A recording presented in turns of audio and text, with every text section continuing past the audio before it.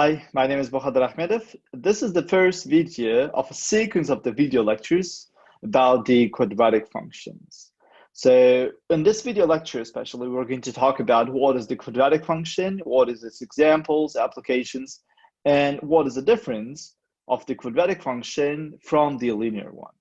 So if you remember, we defined a linear function f of x as the kx plus b, right? So, or you can write this is equal to the y. So basically, it's going to tell you some law between the input and output of the functions, right? And it basically tells you that input and output are linearly related. So if you are increasing the x, for example, then the y can increase or decrease by a scale of some constant. So in this case, it might be k. So the graph of any linear function is a line, and it basically shows you the statement even more better, I think. So let's try to draw this. This is going to be the coordinate system, the rectangular coordinate system, x and y here. So let's consider an example. So x is going to be the number of the hours you would like to stay in a parking, and y is going to be the amount you have to pay.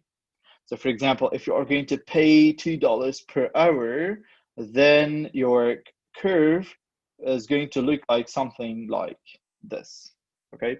So what does it mean? It means that if you are going to stay for 1 hour, you have to pay basically $2. If you would like to stay like 2 hours, then you have to pay like $4 and so on.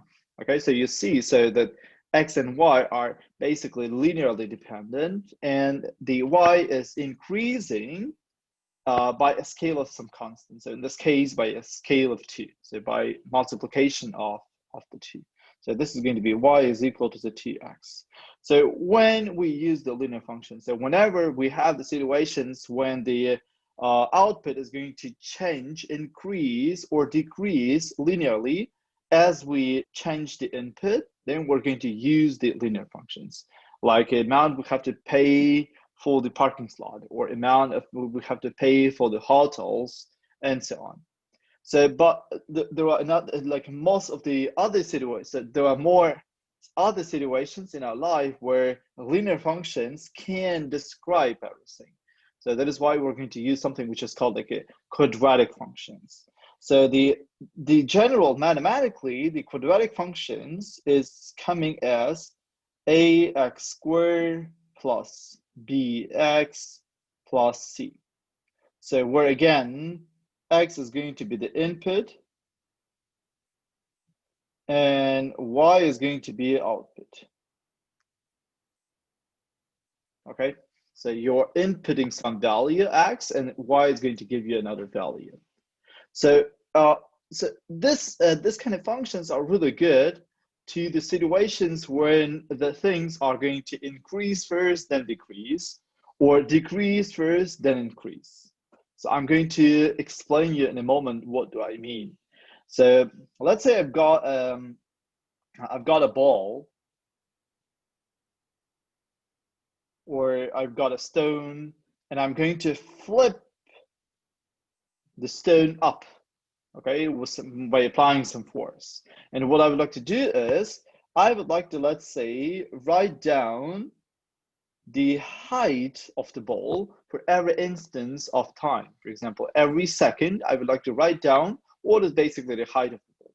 So initially, when the time was equal to the 0, the height is equal to the 0, okay? So then I just apply some force and just flip this ball up, simply up, okay? Then, for example, let's say after 1 second, its height is equal to the 2 meters. After 2 seconds, it's like 3 meters, right? So at some point, when the ball reaches some height, then it's going to stop, then it's fall down, right? So let's say after 3 seconds, its height is going to be equal to the 2 meters again, and after 4 seconds, its height is equal to the 0. So it falls down to the ground again, okay? So if I would draw basically, so this ball in the beginning, it like goes up, right? Then just falls down again, back to here. So if I would draw the chart, basically, with the time and the height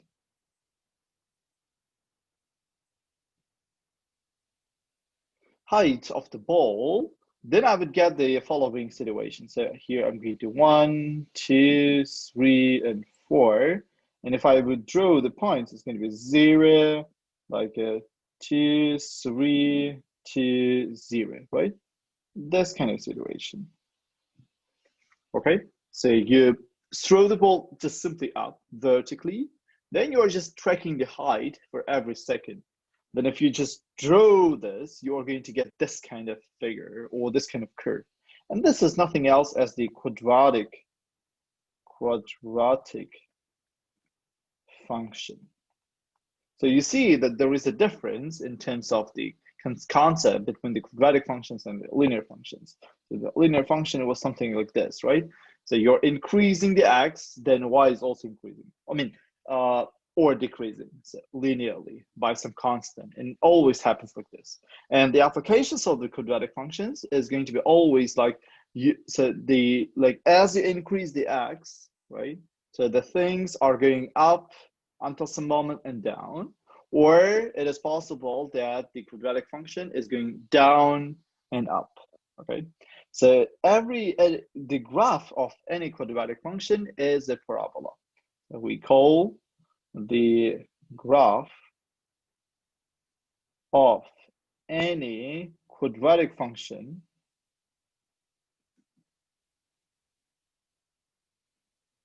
as parabola.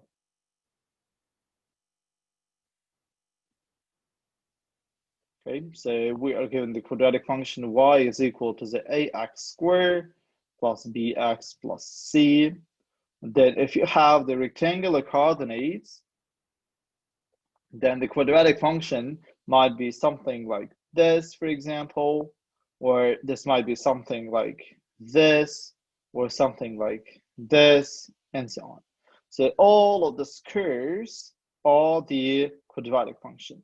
And what makes them different in terms of their height, in terms of the, for example, the concavity, whether they look like this up, or they look like this down, or they're like a broadness, all the three constants, so the A, B, and C, make the shape of all of these parabolas differently.